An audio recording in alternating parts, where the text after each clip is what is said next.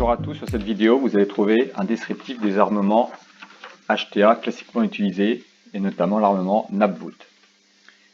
Sur cet armement Nabwood, utilisé sur les réseaux HTA suspendus, de section généralement 34.4, 54.6, 75, 117 ou 148, en particulier ici c'est à 54.6, mis sur des supports HTA, poteaux béton armé, vous allez trouver des armements donc suspendus, c'est-à-dire que vous avez le support, l'armement, les chaînes d'isolateurs, et là vous allez avoir le conducteur.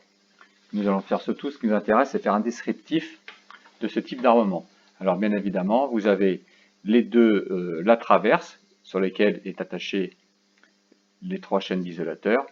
Vous allez retrouver bien évidemment les deux montants qui sont attachés, qui sont fixés par l'intermédiaire de boulons hexagonales qui traversent le support sur les trous. Sur le trou numéro 1, bien évidemment, on commence par le trou numéro 1.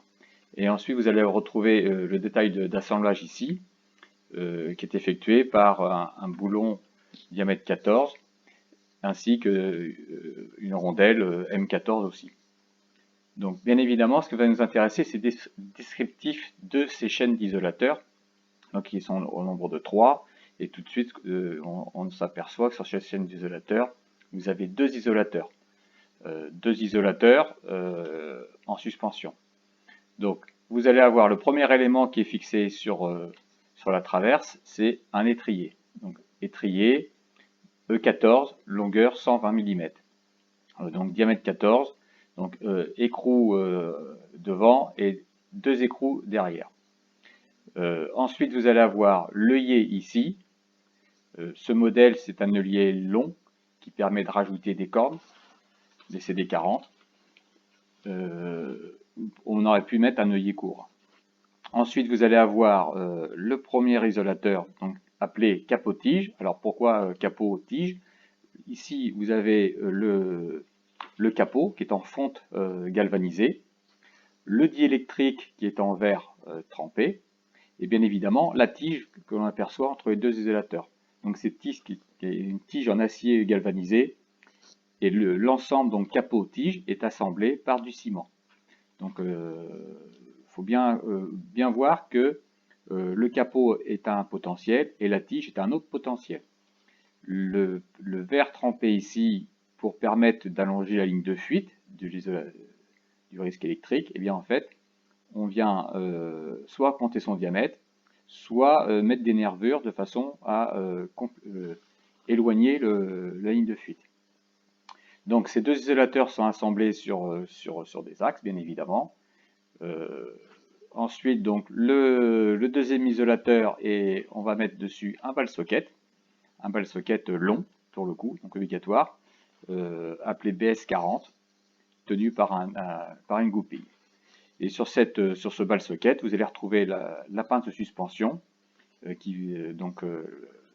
assez classique, donc suivant la nature des conducteurs, hein, donc ça peut être une 3D, et en l'occurrence c'est une 3D 76 M150 ici. Ce qu'il faut bien faire attention, c'est que les écrous soient bien, les deux écrous, ici, soient bien vers le bas.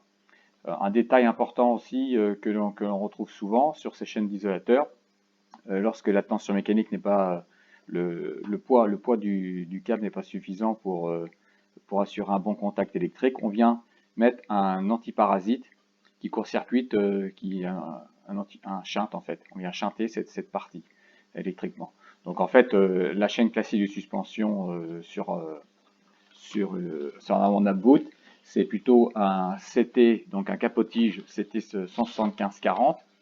Et ensuite, le deuxième isolateur, c'est un CT 175-40 AP, donc antiparasite. Donc ces armements sont utilisés classiquement. Ces chaînes d'isolateurs sont utilisées classiquement. Ensuite, ce qu'on peut voir aussi comme détail, c'est lorsqu'on rajoute ces cordes doubles d'accrochage, qui permet de protéger contre les surtensions de registre atmosphérique. Donc en fait, on préfère arquer entre la traverse et la corne plutôt que traverse câble directement, ce qui pourrait faire fondre, endommager le câble, le faire fondre et qui tombe sur par exemple la route. Donc bien évidemment, ces dispositifs, ces mesures spéciales, là, on les rencontre uniquement lorsqu'il y a des traversées de route. on pourrait utiliser la même chose en fait en ajoutant un troisième isolateur, c'est-à-dire comme ça permet d'allonger la ligne de fuite.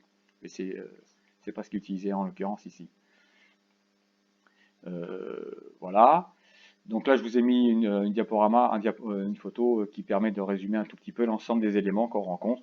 Donc bien évidemment, l'étrier E14 70 120, donc 120 c'est la longueur. Ensuite, l'OL40, l'œillet long. À chaque fois que vous voyez 40, ça correspond à 40 kN, qui correspond, simplifié, à 4 tonnes en fait.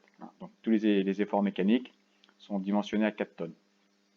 Sachant qu'un étrier, un étrier comme ça, c'est un E14 70 120, ça tient à peu près 7 tonnes. Ensuite, le U40, alors le U40, c'est dénomination commerciale utilisée ici par le fabricant. C'est l'appellation classique de chez des codes EDF. Ça va être CT 175-40. Donc c'est CT capotige, 175 c'est le diamètre, pardon, et 40, toujours pareil, 40 kN. Ensuite, c'est des pinces 3D ou 3C, suivant la nature des matériaux et surtout leur section. Et bien évidemment, la corne double 40, toujours pareil. Voilà.